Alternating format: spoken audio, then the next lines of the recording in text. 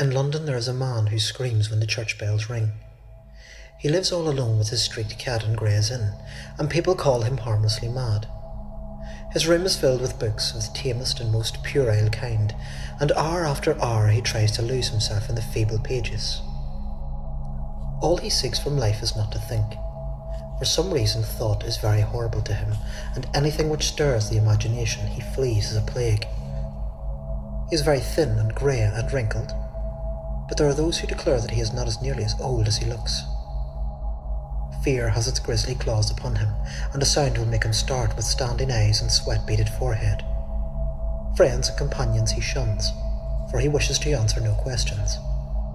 Those who once knew him as a scholar and a thief say it is very pitiful to see him now. He dropped them all years ago, and no one knows for sure whether he left the country or merely sank from sight in some hidden byway. It is a decade now since he moved into Gray's Inn, and of where he had been he would say nothing till the night young Williams brought the Necronomicon. Williams was a dreamer, and at only 23, and when he moved into the ancient house and he felt the strangeness of a breath of a cosmic wind about the grey wizarding man in the next room, he forced his friendship where old friends dared not force theirs, and marvelled at the fright that sat upon his gaunt, haggard watcher and listener. For that the man always watched and listened, and no one could doubt. He watched and listened with his mind more than with his eyes and his ears, and strove every moment to drown something in his ceaseless poring over gay-inspired novels. And when the church bells rang, he would stop his ears and scream, and the grey cat that dwelt with him would howl in unison till the last peal died reverberantly away. But, try as Williams would, he would not make his neighbour speak of anything profound or hidden. The old man would not live up to his aspects and manner, but would feign a smile in a light tone, and prattle feverishly and frantically of cheerful trifles, his voice every moment rising and thickening till at last it would spill into a piping and incoherent falsetto. That his learning was deep and thorough, his most trivial remarks made abundantly clear, and Williams was not surprised to hear that he had been to Harrow and Oxford. Later it developed that he was none other than Lord Northam, of whose ancient hereditary castle on the Yorkshire coast so many odd things were told. But when Williams tried to talk of the castle, and of its reputed Roman origin, he refused to admit that there was anything unusual about it. He even tittered shrilly when the subject of the supposed undercrypts, hewn out of the solid crag from frowns of the North Sea, was brought up. So matters went till the night when Williams brought home the infamous Necronomicon of the mad Arab Abdul Azral Head.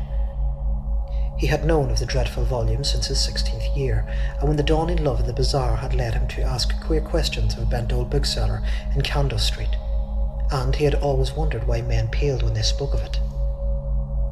The old bookseller had told him that only 5 copies were known to have survived the shocked edicts of the priests and lawgivers against it, and that all of these were locked up in a frightened care by custodians who had ventured to begin a reading of the hateful black letter.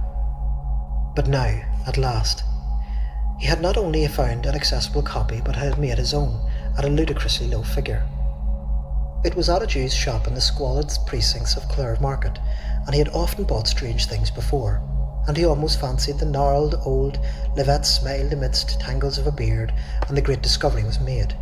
A bulky leather cover with a brass clasp, and it only prominently visible, and the price was absurdly slight. The one glimpse he had of the title was enough to send him into transports, and some of the diagrams were set in vague Latin text, excited the most tensant and most disquieting recollections of his brain. He felt it was highly necessary to get the ponderous thing home and begin deciphering it, and bore out of the shop with such pristine haste that the old Jew chuckled disturbingly behind him. But when at last it was safe in his room, he found the combination of black leather the basest idiom too much for his powers of a linguist, and reluctantly called on his strange, frightened friend for help with the twisted medieval Latin. Lord Northam was simpering inanities to his street cat, and started violently when the young man entered. Then he saw the volume and shuddered wildly, and fainted altogether. Then Williams uttered the title, and it was then he regained his sense that he told his story, told of the fantastic figment of madness than the frantic whispers, lest his friend be not too quick to burn the accursed book, and give wide scattering to its ashes. There must, Lord Northam whispered, have been something wrong at the start, but it would never have come to a head if he had not explored too far. He was the 19th Baron of a line whose beginnings were uncomfortably far back into the past, unbelievably far, if vague tradition could be heeded. For there were famously tales of a descent from pre-Sextan times when a certain Nellius Gabinius Capito military turbine in the 3rd Augustan Legion was stationed at Lindum in Roman Britain, had been summarily expelled from the command of participation in certain rites unaccounted with any known religion. Gabinius had, the rumour ran, come upon a cliffside cavern where strange folks met together and made the elder sign in the dark.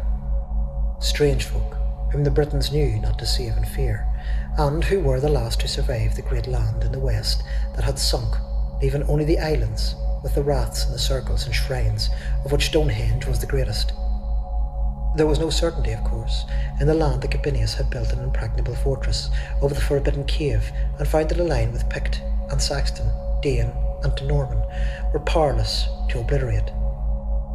Or in the tact assumption that from this line sprang the bold companion and lieutenant of the Black Prince whom Edward III created Baron of Northam.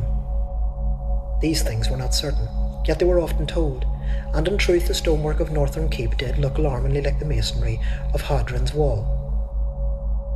As a child, Lord Northam had peculiar dreams when sleeping in the older parts of the castle, and had acquired a constant habit of looking back through his memory of half-amorphous scenes and patterns and impressions which formed no part of his waking existence. He became a dreamer who found life tame and unsatisfying, a searcher for strange realms and relationships once familiar, yet lying nowhere in the visible regions of earth, filled with a feeling that our tangible world is only an atom in a fabric vast and ominous, and that the unknown dimensions press on and permeate the spheres of the known at every point. Northam in youth and young manhood drained in turn fonts of formal religion and occult mystery. Nowhere, however, could he find ease and content. As he grew older and strandless, the limitations of life became more and more maddening to him. During the 90s, he dabbled in Satanism, and at all times he devoured avidly any doctrine or theory which seemed to promise escape from the close vistas of science and the dull, unvarying laws of nature. Books like Ignatius Donnelly's chimerical accounts of Atlantis he absorbed with zest, and a dozen obscure precursors to the Charles Fox enthralled him with their vagaries. He would travel leagues to follow up on furtive village tales of abnormal wonder, and once went out into the desert of Arby to seek the nameless city of faint report, which no man has ever beheld. There rose within him the tantalizing faith that somewhere on the easy gate existed, which if one found would admit him freely to those other deeps whose echoes rattled so dimly in the back of his memory. It might be in the visible world, yet might only be in his mind and soul. Perhaps he held within his own half-explored brain the cryptic link which would awaken him to the elder and future lives in forgotten dimensions, which would bind him to the stars and to the infinities and eternities beyond them.